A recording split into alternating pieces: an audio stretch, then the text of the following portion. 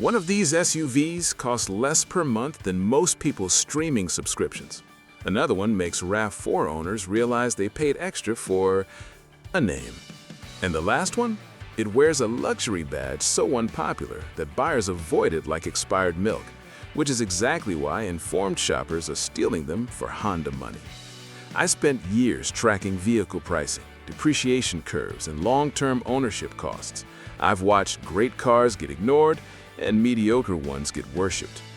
Today, I'm breaking down 3 SUVs dealers struggle to move, but smart buyers actively hunt down.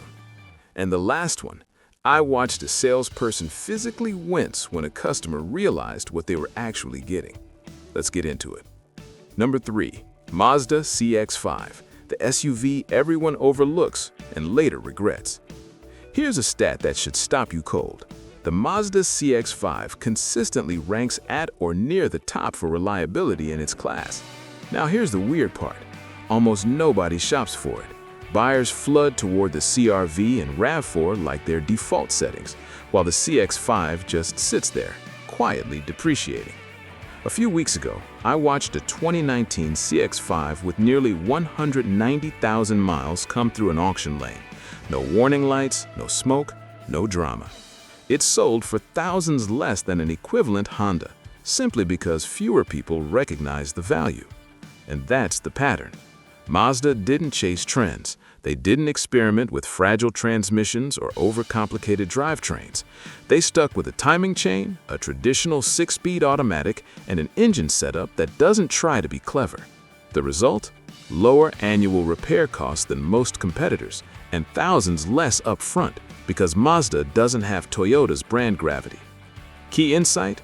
Mazda sells far fewer vehicles in the US, which means lower demand on the used market. Same durability, smaller crowd, better price. Smart targets? 2019 to 2020 models. Skip 2016, headlight issues. Turbo models? Just verify oil service history. Bottom line? The CX-5 is what happens when a car company builds something solid and forgets to brag about it. Number 2, Toyota Venza Hybrid, the RAV4 nobody remembered. If you own a RAV4 Hybrid, you might want to hear this sitting down, because Toyota built another RAV4 Hybrid, gave it a quieter name, a nicer interior, and then watched the market completely ignore it. That vehicle is the Toyota Venza. I recently reviewed pricing on a 2021 Venza Hybrid, mid-50,000 miles, clean history, listed thousands below an equivalent RAV4 Hybrid. Same hybrid system, same fuel economy, same long-term reliability. So why the discount? Simple.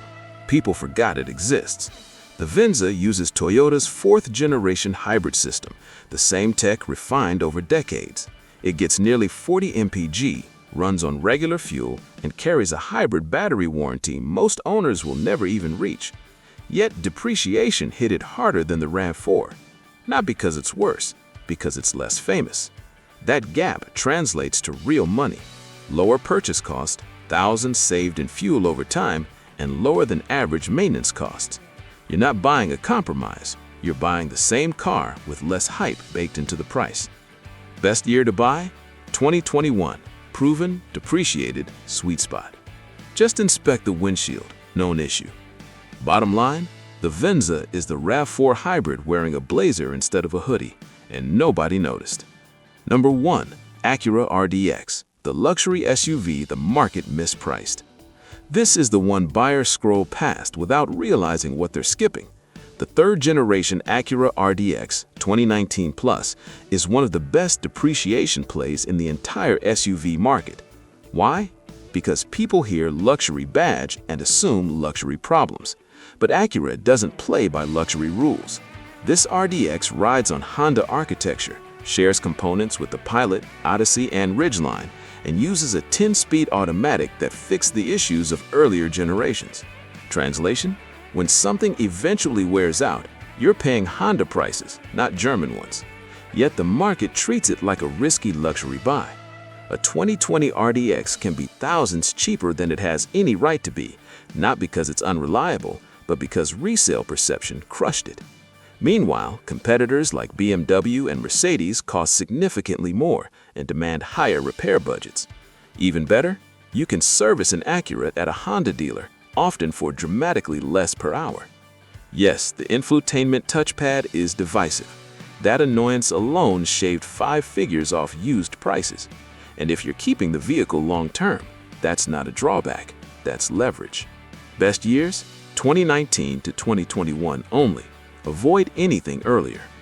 Bottom line, the RDX is luxury without luxury ownership pain, discounted because people assume it's something it isn't. These 3 SUVs aren't unpopular because they're bad. They're unpopular because they don't have hype, they don't chase trends, and they don't fit the stories people tell themselves while shopping, which is exactly why smart buyers win. Mazda CX-5, reliability without the markup. Toyota Venza Hybrid, RAV4 tech at a discount. Acura RDX, premium comfort on a Honda backbone.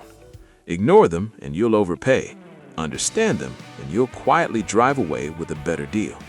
If you've owned any of these, I want to hear your experience. And if someone tells you to just get a CR-V, you'll know there's more to the story. See you in the next one.